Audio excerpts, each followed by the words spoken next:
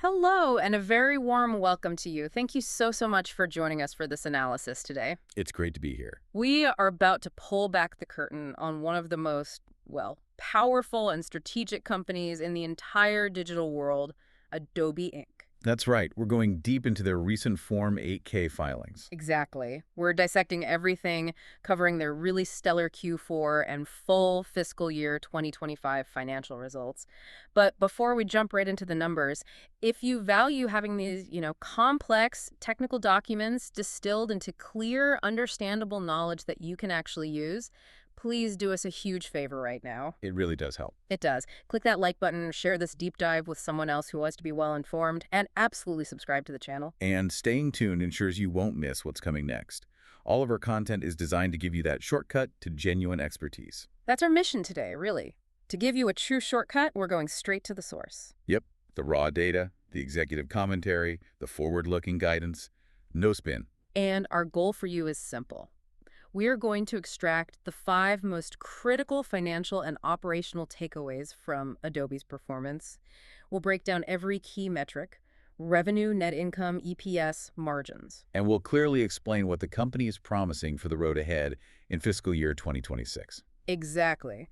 I mean, you can think of us as your navigators through what can be a really dense financial fog. Right. Because what we're seeing in these documents isn't just a quarterly report, it's a blueprint for an entire business strategy. A blueprint. I like that. We're connecting the dots between these record revenue figures and absolutely immense amount of operational cash flow, which, by the way, topped $10 billion this year, and the company's aggressive, almost existential bet on AI as the core driver of all future growth. Okay, so not just what they reported, but why these numbers matter. Precisely. Yeah. We'll show you why these specific numbers matter for their strategic position against all their competitors. Okay, let's unpack this. We'll begin by focusing on the main narrative and just the sheer scale of Adobe's success in FY 2025, and really how leadership is framing this entire performance around their AI strategy. I mean, the headline success is it's undeniable. It really is. Adobe closed the year with record Q4 and record full-year FY 2025 revenue. For the entire fiscal year, the company pulled in $23.77 billion. $23.777 billion. That is a substantial number. It's huge, and it represents 11% year-over-year growth. And the momentum didn't even slow down at the end of the year. Q4 revenue was $6.19 billion, which is a solid 10% year-over-year increase. And these figures aren't just, small incremental improvement. Right. They show that Adobe is successfully navigating this whole post-pandemic macro uncertainty landscape with really robust double-digit expansion. And what's immediately clear when you read the executive commentary is that this sustained momentum is being explicitly directly linked to their investment in artificial intelligence. Right. This is where the story really begins. It is. The CEO, Shantanu Narayan, he used very specific language. He stated that these results reflect Adobe's, and I'm quoting here, growing importance in the global AI ecosystem and the rapid adoption of our AI-driven tools. And it's not just a general mention of AI, is it? They talk about innovative, generative, and agentic platforms. Yes, and that word agentic. It's a huge signal. It is a huge signal because generative AI creates content, we all know that. But agentic AI implies a system that can take actions. It can automate complex, multi-step workflows. It can essentially act on the user's behalf within the Creative Cloud or the Document Cloud ecosystem. So this isn't just a new filter in Photoshop. It's a complete reimagining of how people interact with their software. Precisely. They are signaling that the next wave of subscription growth isn't going to come from just making Photoshop a little bit better. It's going to come from embedding AI assistants that automate tasks. Right, making both the business user and the creative professional far more productive. Think about it. If you can automate 2 hours of design work or document processing through an agent, that value immediately justifies a higher subscription price. And that, in turn, drives up their annualized recurring revenue, their ARR. It's the whole model. And the CFO, Dan Dern, he confirmed this growth is already translating into results on the ground. He acknowledged that the strong performance was, and I quote, fueled by strong global demand for our AI solutions. And he said that's across both of their key customer demographics. Exactly. The traditional creative and marketing professionals and that rapidly expanding business professionals and consumer segment. So when you see management in their own press release tying every single financial target, their massive cash flow, their double-digit ARR guidance, directly to the success of their AI solutions. You know that AI isn't just a feature. It's the fundamental business model for the next 5 years at least. And you can see the immediate operational result of this focus. They specifically highlighted exceeding their target for FY 2025 digital media ending annualized recurring revenue. And that AR metric is so crucial. It is, because it gives us that forward-looking measure of the total revenue that's already locked in via subscriptions. And this confidence is now translating into their FY 2026 outlook. Yep. They're now targeting total Adobe ending ARR growth to exceed 10% year over year. Which, I mean, maintaining that double-digit growth target in what's already a mature market, that's ambitious. It's very ambitious, and it just underlines the expected impact of these new AI product cycles. But while ARR is the forward-looking metric, the figure that really defines the company's financial health, their competitive moat, it's the sheer amount of cash they're generating. This is the number that really stood out to me. They delivered record operating cash flows of over $10 billion in FY 2025. Specifically, the statements show $10.03 billion. 3 billion. Let's just pause on that number for a moment. We have to. Because that number is the bedrock of their entire strategy. Operating cash flow is the cash generated purely from core business operations after you've paid all the day-to-day bills. Right, it's the lifeblood. So when a technology company generates $10 billion in free-flowing operational cash, it provides an almost insurmountable competitive advantage. Especially in an arms race like AI development is right now. Exactly.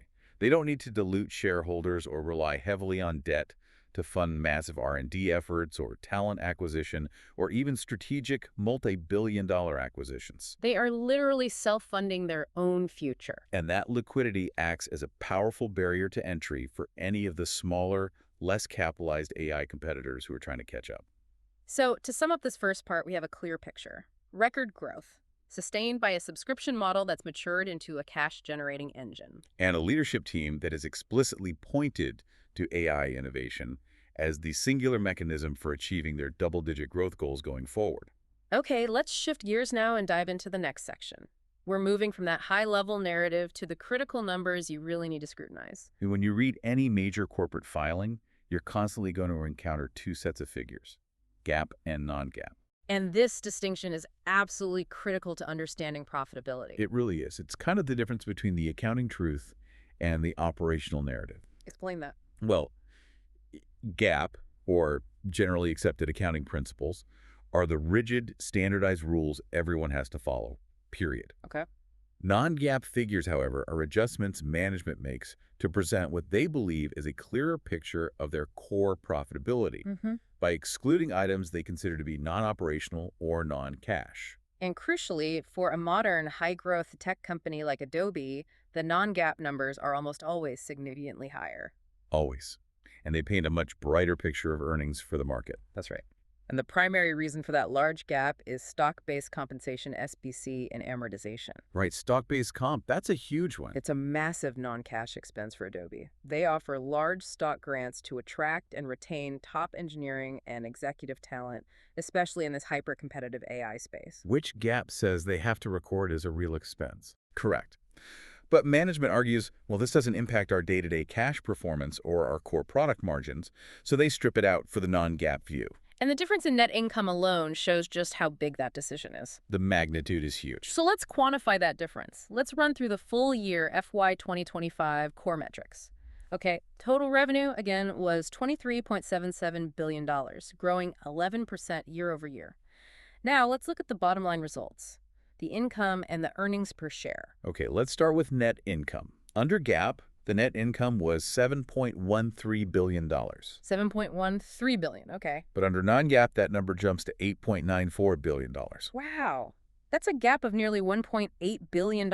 It is, and that's largely the cost of acquiring and retaining that elite tech talent through stock incentives, plus the non-cash amortization from past acquisitions. So for you listening, this difference is vital. The GAAP figure tells you the actual legal profit under accounting rules. And the non-GAAP figure tells you what management views as the profitability of the core products themselves. And that same substantial difference carries directly into the metric that analysts track most closely, diluted earnings per share. It does. For diluted EPS, the GAAP figure was $16.07. $16.70.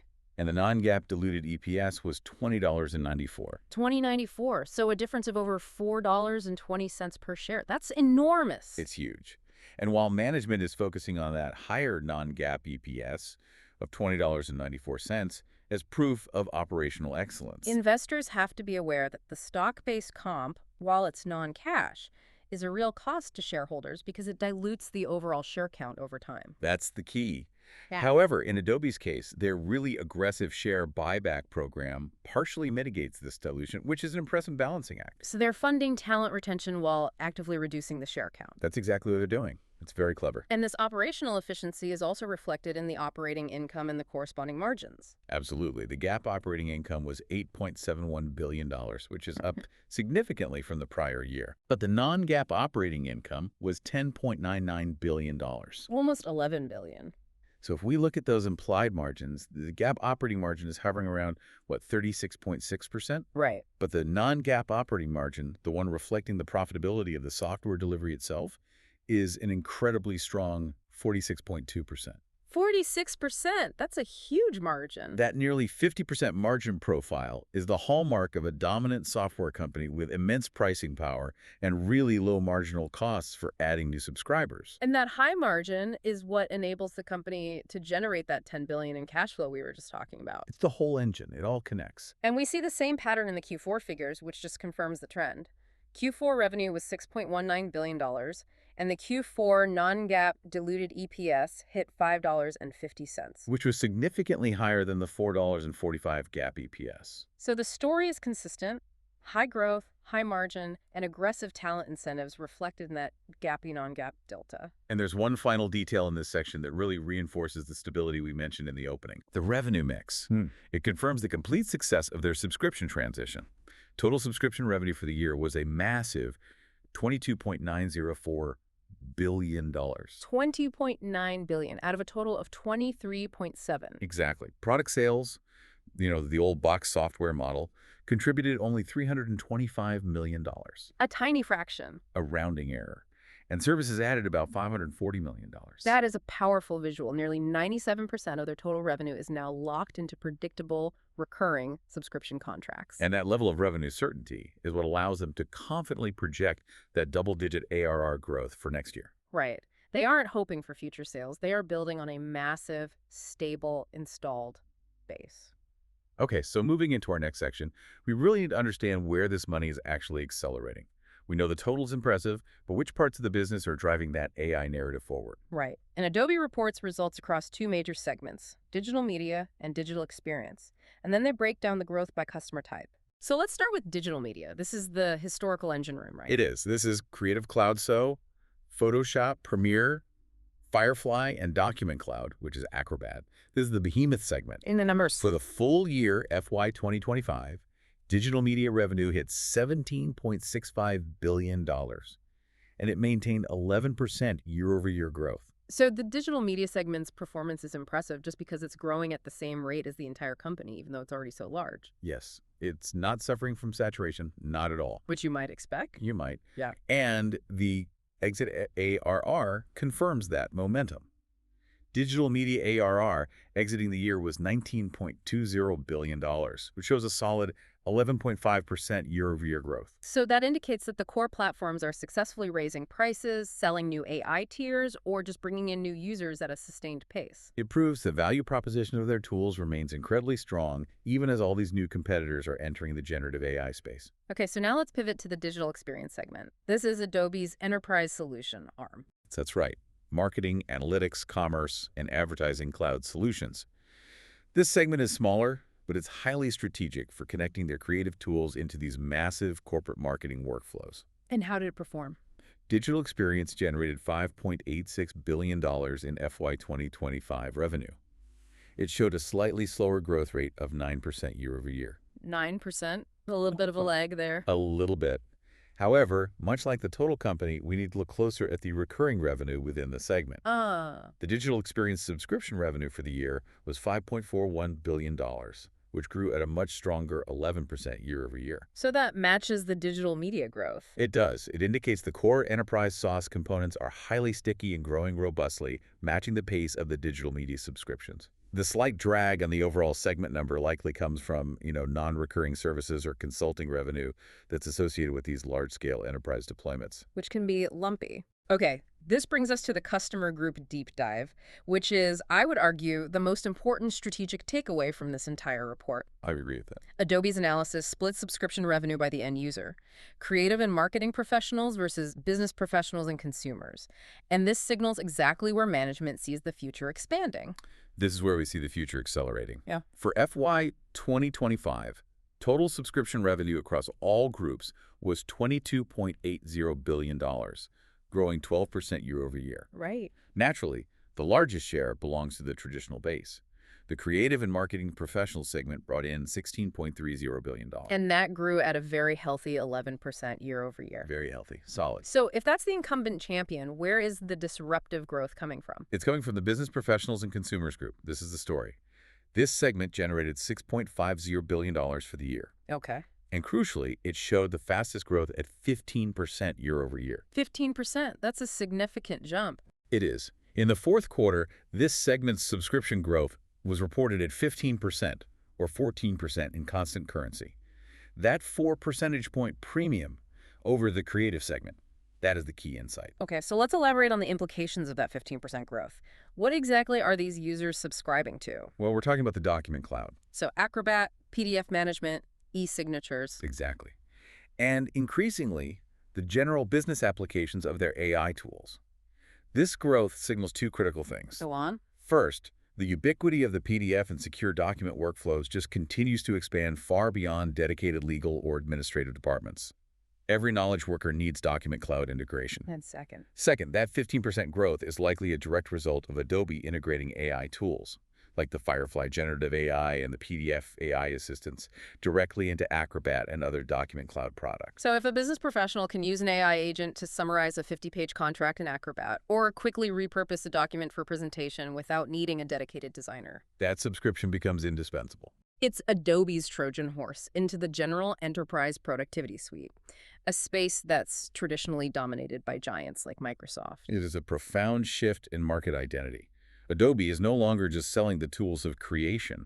They are selling the tools of productivity and workflow efficiency to the mass knowledge worker market. And if they can maintain this 15% growth rate, or even accelerate it, The business professionals and consumers segment will become a much, much larger component of their overall valuation story. It justifies higher multiples because it represents a vastly larger addressable market than just the core creative professionals. this is a huge, huge point. The market often thinks of Adobe as the creative cloud company, but these numbers show they are rapidly becoming the document and productivity AI company. And this customer group focus is going to be central to their future reporting, which I know we get to later. We will. So we've established the revenue growth and identified the accelerating customer base. Let's now move on and delve into the sheer financial power that supports all this innovation: cash flow, capital allocation, and balance sheet predictability. We have to revisit that record. $10.03 billion in cash flows from operations for the full year. We do. It's that important. This isn't just revenue. This is pure liquid cash generated by the business. As a high-margin subscription business, their cash conversion is just incredible. The key four-figure alone was $3.16 billion. And this enormous cash generation is what provides Adobe with its competitive moat. What does that mean in practical terms for you listening? It means strategic freedom. In the current environment where the demand for AI talent and computing resources, GPUs, is just astronomical. Right, the costs are insane. Having $10 billion in internally generated cash means they can outspend almost anyone on R&D without relying on external financing. It allows them to aggressively pursue the best AI researchers and acquire specialized startups without even blinking. It guarantees they stay ahead in the innovation curve, and it insulates them from macroeconomic dips that might cripple smaller, debt-reliant tech firms. And a significant portion of that cash is being returned directly to shareholders through repurchases. Yes, the capital allocation strategy is highly aggressive, and it reflects management's confidence in their future stock price. The source material details that Adobe repurchased approximately 30.8 million shares during the full fiscal year. 30.8 million shares. That's a staggering amount of capital deployed back into their own equity. It is. They bought back 7.2 million shares in Q4 alone. And as we touched on earlier, this isn't just about returning cash, it's about engineering earnings growth. It is entirely strategic. Remember the EPS calculation. Earnings per share is net income divided by the number of shares outstanding. Right. By aggressively buying back 30.8 million shares, they are actively reducing the denominator in that equation. The diluted share count dropped from 450 million in FY 2024 down to 427 million in FY 2025. So even if their net income growth had been slower, the shrinking share count ensures that the per-share earnings, the metric Wall Street tracks, receives a significant engineered boost. It's a core component of how they manage shareholder returns. The combination of high operational margins and strategic share buybacks makes their EPS growth look consistently strong, which is exactly what institutional investors want to see. Another operational metric that guarantees stability is remaining performance obligations, or RPO. RPO, can you break that down for us? Of course. For you listening, RPO is incredibly simple but critically important. It represents the total amount of revenue that has been contracted, either prepaid or contractually guaranteed, but has not yet been delivered and recognized on the income statement. So it's like pre-ordered Christmas inventory that's already guaranteed to be paid for next quarter. That's a great way to put it. Yeah. So where does Adobe stand on its pre-ordered revenue? Well, RPO exiting Q4 stood at a massive $22.52 billion. $22.5 billion. That figure is nearly equivalent to their entire annual revenue for FY 2025. Incredible. And furthermore, 65% of that is classified as current RPO, or CRPO, meaning they expect to recognize it within the next 12 months. Which gives analysts immense visibility and confidence in their near-term revenue stream. When you have $22.5 billion in contracts already signed, your revenue forecasting becomes incredibly predictable, which reduces market risk substantially. That predictability is the definition of stability in a volatile market. So let's take a quick look at the balance sheet snapshot to see the impact of this capital strategy year over year. As you'd expect, given that share repurchase program, cash and equivalents declined. They used the cash. They did. They went from $7.613 billion in FY 2024 down to $5.431 billion in FY 2025. They clearly preferred using that cash for buybacks rather than letting it sit idle. And to fund some of the difference, their long-term debt also increased. Yep, it moved from $4.129 billion up to $6.210 billion. They're utilizing debt opportunistically, which, given their $10 billion cash flow, is a very manageable and strategic decision. But importantly, deferred revenue, which is a liability representing customer prepayments for subscriptions, that actually grew. It did. It grew from $6.131 billion to $6.905 billion. And that increase is a positive signal. It's a very positive signal. It means more customers are paying upfront, often for annual contracts. This increase in deferred revenue directly fuels that record operating cash flow, creating a virtuous cycle where upfront payments fund future innovation and capital return. The balance sheet just confirms a company that is ruthlessly optimized for shareholder value creation. That sets the stage perfectly for the next year. Let's move to our next section, which covers the road ahead, the FY 2026 guidance, and critically, the major structural change in how Adobe is choosing to report its success. Okay, but first, a necessary technical clarification on the starting line for FY 2026. Go ahead. Management announced a revaluation of their total Adobe ARR. This resulted in an increase of $460 million to the starting base, primarily due to foreign exchange rate changes. So that moves the starting point from $25.20 billion up to $25.66 billion entering the new fiscal year. Correct. It provides a cleaner, higher baseline for their projected growth. Okay, now for the structural change. Starting in FY 2026, Adobe is shifting its primary guidance focus. And this is big. It is. While they will still report total revenue and EPS, they are moving the spotlight away from the traditional segment revenue figures, digital media and digital experience, and placing it squarely on customer group subscription revenue. And on total company ending ARR year-over-year growth. This is a huge strategic choice, and it directly confirms the insights we just discussed. Right. Management is essentially telling the market. The most important measure of our future value is not which product line the revenue falls into, but who is subscribing. By prioritizing the growth of the business professionals and consumers group, they are deliberately highlighting their expansion into that massive general productivity market. This strategic reporting shift forces analysts to focus on adoption and retention in the fastest-growing customer base, and that's crucial for maximizing their valuation multiple. It's a deliberate effort to reposition the company in the eyes of investors. Absolutely. Less a collection of separate creative tools. And more a unified, AI-enabled productivity platform targeting the entire enterprise workforce. Precisely. Now let's look at the actual targets management has set for FY 2026 under this new framework. Their expectations are high. So for the full year, what are they guiding to? For total revenue, they're targeting a range of $25.90 billion to $26.1 billion. Okay. And for total Adobe ending ARR growth, they're targeting 10.2% year over year. So maintaining that double-digit growth. And what about earnings per share? For EPS, the GAAP guidance is $17.90 to $90 to $18.10. And the non-GAAP guidance is $23 and $33 to $0.50. And breaking that down by the new priority metrics. The business professionals and consumer subscription revenue is targeted between $7.35 billion and $7.40 billion. Which indicates management expects to maintain that really strong momentum in that 15% growth segment. They do. And for the creative and marketing professionals subscription revenue, the target is between $17.75 billion and $17.90 billion. And these targets assume continuous high operational efficiency. Yes, specifically targeting a non-GAAP operating margin of approximately 45.0% for the full year. That margin target is impressive, especially given the high capital expenditures required for their AI development and infrastructure build-out. It is. They expect to grow revenue and ARR by double digits while maintaining near 50% profitability. It's ambitious. And they also provided tighter targets for just the first quarter of FY 2026. They did. Total revenue for Q1 is targeted at $6.25 to $6.30 billion. But EPS? GAAP EPS of $4.55 to $4.60, and non-GAAP EPS of $5.85 to $5.09. And notably, the Q1 guidance assumes an even higher non-GAAP operating margin target. Yep, around 47.0%. Management often guides slightly higher on margins early in the year, anticipating increased spending later in the fiscal year as product launches accelerate. And it's also critical to note the explicit caveat here. Yes.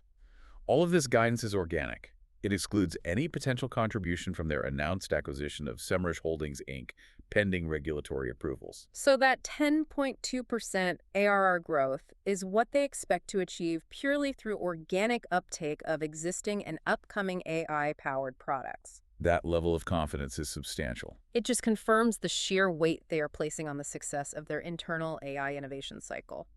Okay, for our final deep dive section, let's zoom out and consider the context of these promises. We'll fully clarify that non-GAAP methodology using the source material, and then examine the critical risks Adobe acknowledges in their forward-looking statements. Especially concerning their massive AI bet. Exactly. Okay, let's revisit the non-GAAP methodology one last time just to ensure you have full transparency. The 8K filing is very clear about this. Management believes the adjusted non-GAAP measures provide a better view of core profitability. Right, because they strip out accounting items that don't reflect day-to-day operational decisions. And they use these metrics internally for planning, for assessing performance, and for determining executive compensation. They're essentially saying, judge us on the efficiency of our core software business. So what exactly are the major costs consistently excluded that create that, $1.8 billion gap in net income we saw earlier? Well, first and foremost is the large expense of stock-based and deferred compensation. We talked about this. It's for attracting talent. It's the biggest non-cash expense. By excluding it, they significantly boost profitability. Second, they exclude the amortization of intangibles related to past acquisitions. So this includes writing off things like purchased customer lists or acquired technology. Exactly. Since that cost is related to a past one-time purchase, not current operations, they remove it for comparison purposes. Okay, what else? Third, they adjust for smaller, inconsistent items. Things like acquisition-related expenses, which are one-off legal and banking fees, specific income tax adjustments, and occasionally specific, large, non-recurring items. So it's important for you to internalize that non-GAAP metrics are not misleading. They are simply a different lens. They show the incredible leverage and efficiency of the subscription software model when the significant cost of talent recruitment and past deals is filtered out. But both sets of numbers have to be viewed together for a complete picture. Absolutely. Transparency is achieved when the investor can see the full reconciliation tables, which they provide in the source material, showing precisely what was added back. Okay, finally, let's address the risks, which are always the most telling part of any forward-looking statement. Agreed. While they acknowledge general market risks, the specific risks Adobe focuses on tell us where the company is most vulnerable. And the documents confirm that their entire strategy hinges on technological success. The most provocative risk mentioned is the explicit link between achieving their goals and the, quote, issues relating to development and use of AI. That is a direct acknowledgement that the 10.2% ARR growth target they promised is dependent on successfully executing their AI strategy while navigating potential pitfalls. It's them saying it out loud. So let's unpack those issues. What concrete AI risks is a company like Adobe facing, particularly given their platform handles massive amounts of creative and sensitive corporate data? Well, the risks are multifaceted. You have the fundamental risk of technological obsolescence. Meaning a rival develops a superior generative model that's easier to use or significantly cheaper. And Adobe's subscription growth would slow dramatically. But perhaps more acute are the legal and ethical risks they face as a global content platform. You're talking about training data licensing liability. Yes, ensuring the source material used to train their models, like Firefly, is legally compliant and doesn't expose customers to intellectual property lawsuits. And then there are the security and privacy risks related to handling AI-generated content and the sensitive data used by those agentic platforms they're developing. The document also highlights the foundational risks of failure to innovate effectively and meet customer needs and failure to compete effectively. And that AI risk statement essentially summarizes both of those. If they fail in AI, they fail to innovate and they fail to compete. It creates a really high-stakes scenario. Their ability to deliver $26 billion in revenue and 10.2% ARR growth is predicated entirely on the smooth, successful, and ethical deployment of their generative and agentic platforms. So if the market suddenly rejects a new AI pricing tier, or if a major security incident related to an AI feature occurs, The entire growth trajectory is immediately jeopardized. The source material confirms that the AI opportunity and the AI risk are two sides of the same coin. we have covered a tremendous amount of ground today. From the $23.77 billion revenue record to the strategic implications of that 15% business user growth. Let's synthesize all of these findings for you into the 5 most important takeaways you need to walk away with. Okay, I think we can confidently summarize the results like this. Let's hear them. Number 1, record performance and stability. Adobe delivered record full-year FY2025 revenue of $23.77 billion, maintaining solid 11% year-over-year growth. And this is all underpinned by a highly stable subscription model that now accounts for nearly 97% of total revenue. Number 2. Cash flow king and competitive moat. The company generated a massive all-time record of $10.03 billion in operating cash flow.